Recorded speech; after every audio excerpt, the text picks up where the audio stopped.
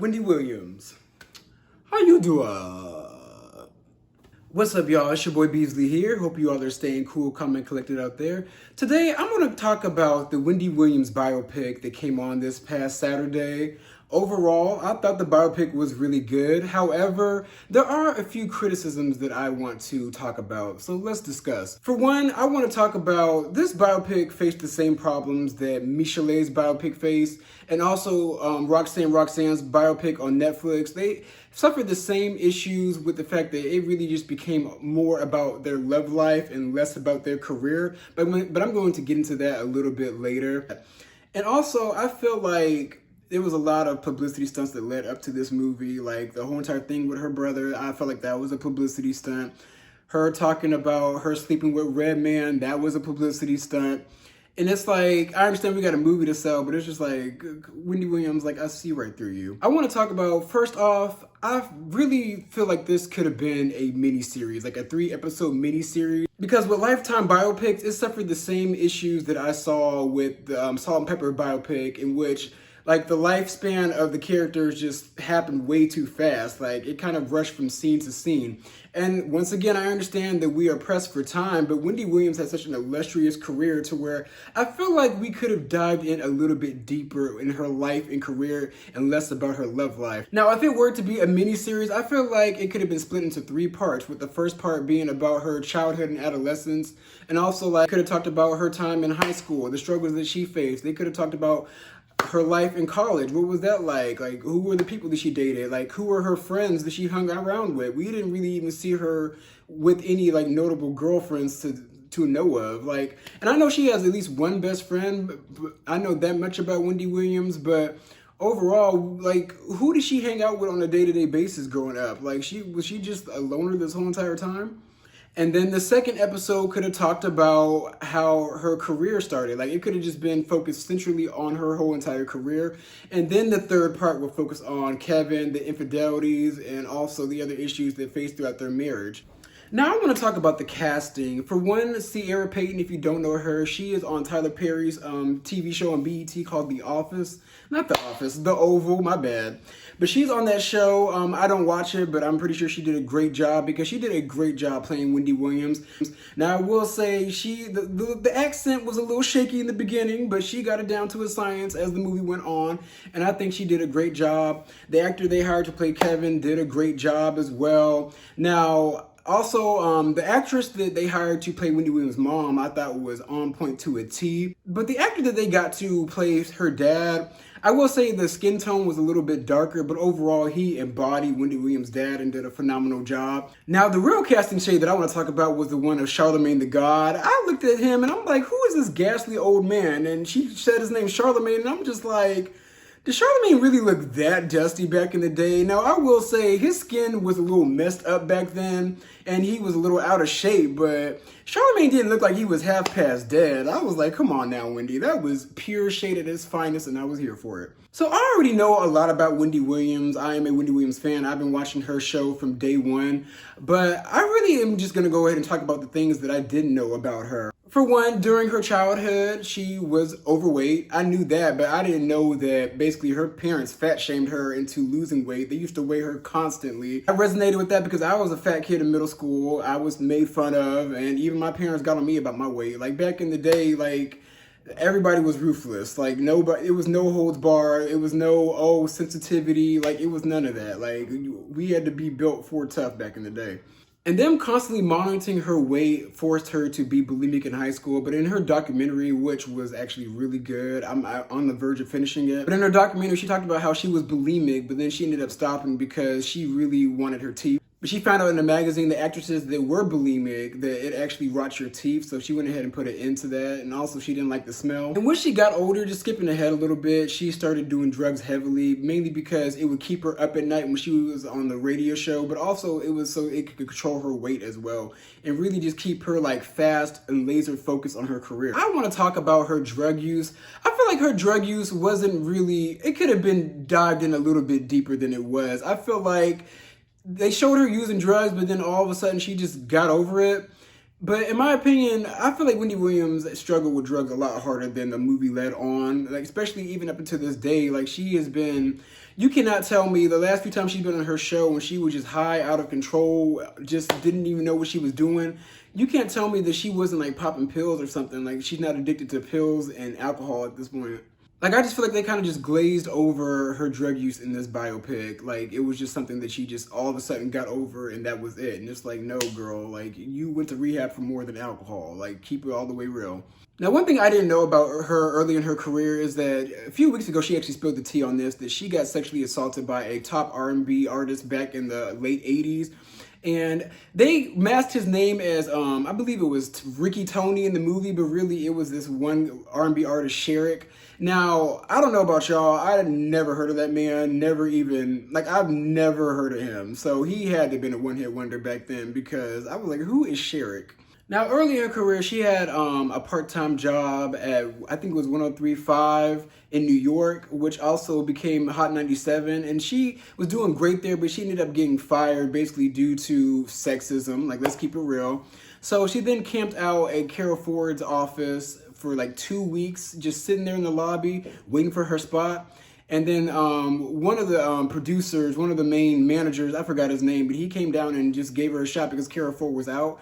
And then the rest was history with her career. She became like the top person. Like she was the only person to really do salacious gossip like that.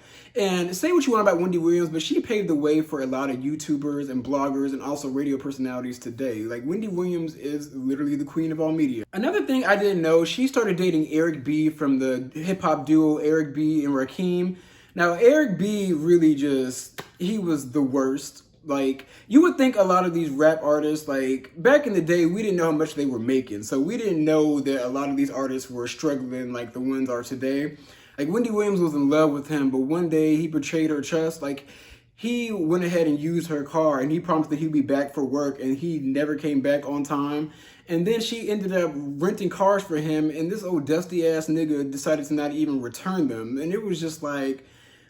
It's like back then, like the artists were probably screwed out of a lot of money than they are today, but it still goes on in the industry. So Eric B was probably flat broke at the time, and he ended up ruining her credit.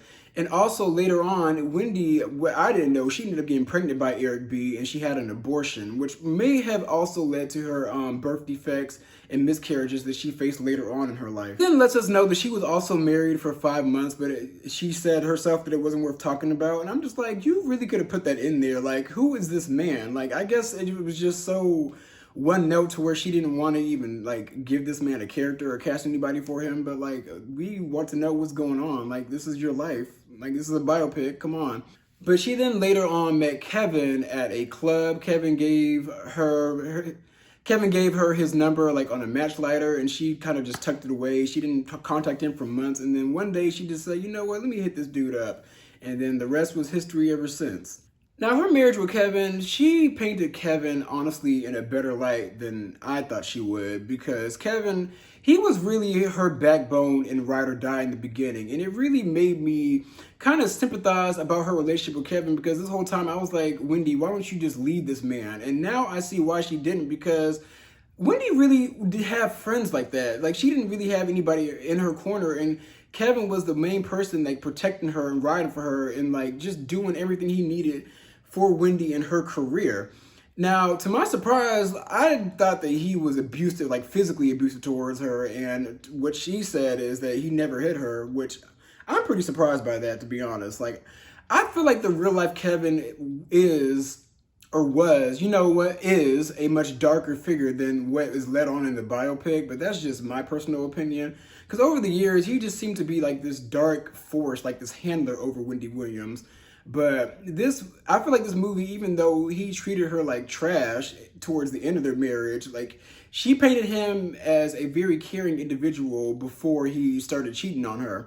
Also, another instance in where I feel like they really could have dived more into her career was the amazing celebrity interview she had. Like, we didn't really see anything about her talking to Whitney Houston. That was one of her best interviews of all time.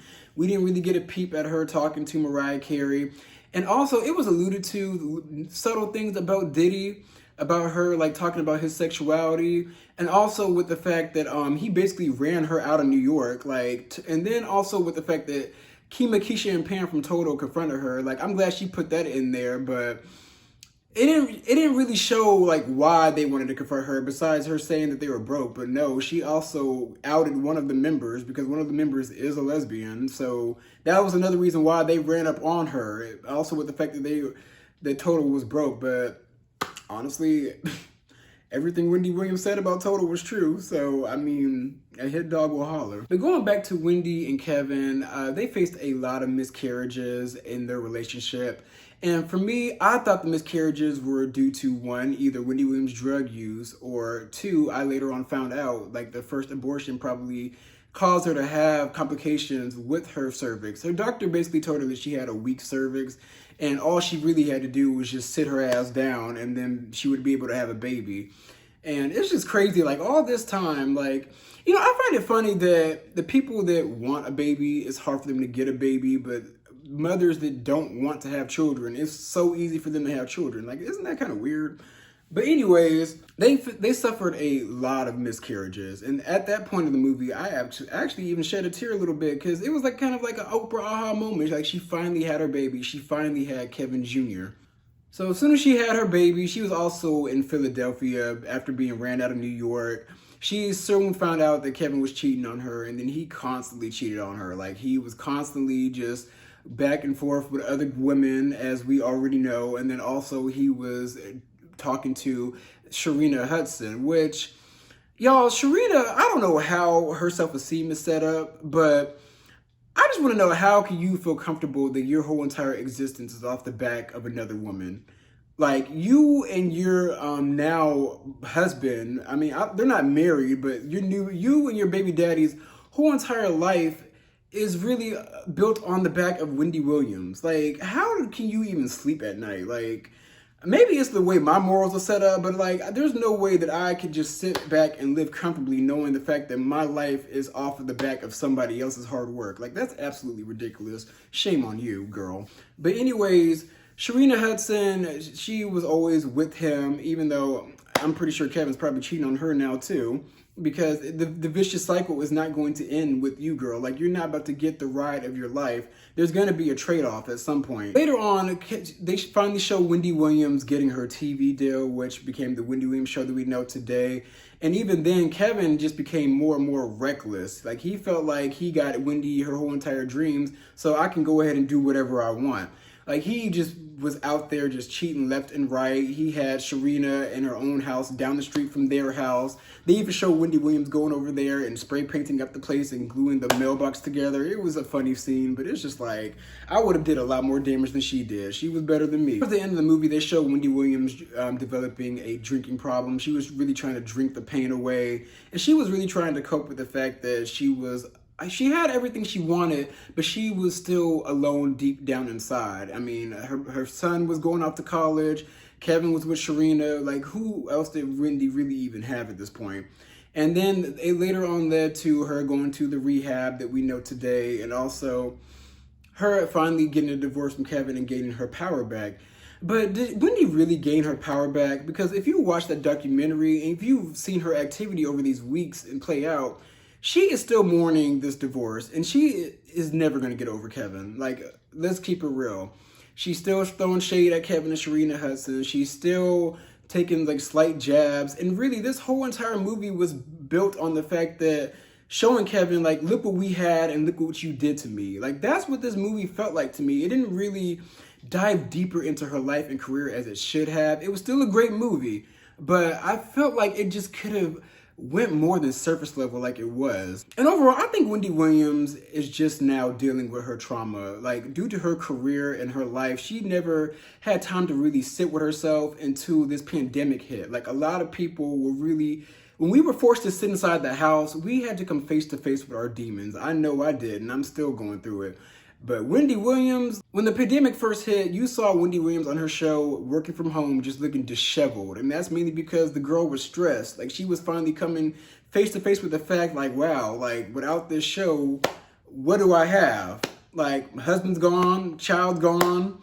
At the time, her child wasn't even really talking to her like that. He was mad at her. Like, she was coming face to face that she didn't really have anybody in her corner like that. But overall, I thought the movie was good. I'm going to finish the documentary. The documentary so far is pretty on point.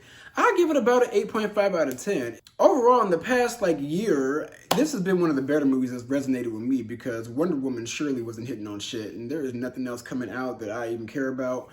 But Wendy Williams, you did a good job. I felt like it could have been better, way better, but she did a good job, y'all. So let me know what you guys think. Let me know. Let's get down in the comments and discuss what were your opinions on the movie. Be sure to like, comment, and subscribe, and I'm going to come at you guys with some more content, so stay tuned.